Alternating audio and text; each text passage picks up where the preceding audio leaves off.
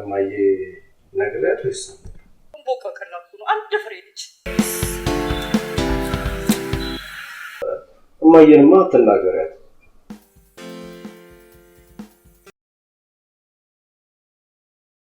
እንካ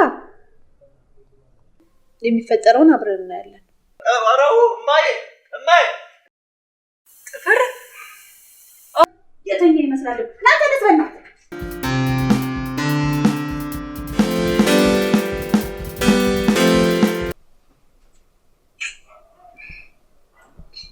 ከዛ ሳመች አስተሽራን ቅስዬ ውጭም ፈለኳት የለችም።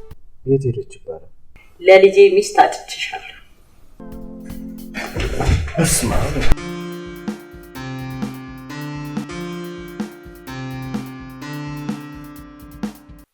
ዞር በይ እባክሽ። ኧረ መርያም በጣም ታስፈራለች ማለት እንዴ!